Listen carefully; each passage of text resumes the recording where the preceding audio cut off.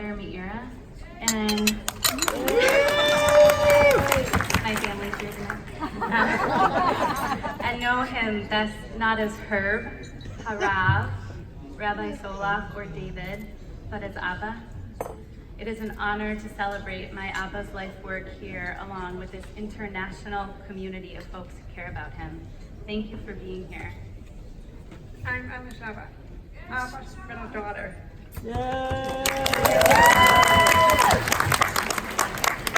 Over the years, we have been asked, what did your father do the rest of the year? Did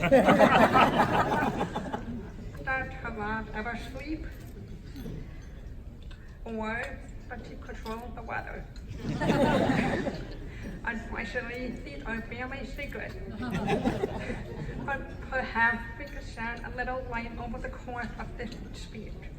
Like many of you, I know my father as an educator. He loved teaching text and he wanted his 3 daughters to be interested in text study with him. But I did not enjoy it. And he knew it. We connected over basketball. My father came to all of my Ada games at camp, despite being so busy. Even my Marcon summer played the Barnim and Ada older, I was guarding against a better and faster player. The last few seconds of the quarter, I fouled her and prevented her from scoring. My father was so proud. I heard him tell that story again and again. However, he still thought I should learn to text. So as a good educator and telespotter, he vowed teacher to work with me. My father was and is committed to Camp Ramah. I remember him spending many days and nights on the road recruiting campers, nurturing relationships with synagogues, and fundraising. Back in Chicago, he spent many nights in meetings or on business calls. But as the saying should go, he worked hard and Shabbos hard. Shabbat was a time for the family, and if you were to come to our house for Shabbat dinner, you might be invited to join the post-meal singing, and you might feel compelled to thump along on the table, or you might be stunned at how slowly and softly we would sing Kol Ha'olam Kulo.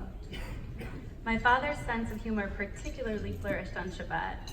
He'd dryly share a one-liner and chuckle, causing everyone else in the family to laugh so hard we'd have to leave to the adjoining room to catch our breaths. My father also kept camp business at camp, but structures of camp infused our home life at times.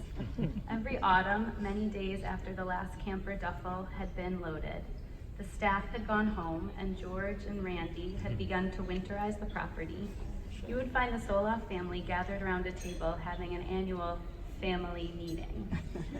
My father would open the gathering with the seriousness of a board meeting, and we'd discuss budgets, i.e. allowances, and create a chore chart to identify who was responsible for each of the components of dinner duty. If this sounds familiar, it might be because some of you have found your names on a Nikayon chart at some point. And like that, it was publicly posted. Past fall, I moved across the country to Colorado. My father offered to fly out to Boston to help me. And despite the humidity, the 90+ degree weather, and the absence of AC, he loaded my car with the expertise of a bus captain. And when the pace of packing slowed to molasses, Abba called it. It was time to go. My father has a gift, one that helps people say lehitraot, or goodbye, and move forward, especially from places that have been their whole world for a time. Our dad is great at engaging people around their interests. As you may know, he took up running in his 60s. After a couple of years, he convinced my oldest sister, Dita, and me to join him on Sunday morning run. He encouraged us to improve, and we have taken on his interests as our own. He made running accessible to us and may have done something similar for many of you. Thank you again for coming together to reflect on my father's contribution to this community.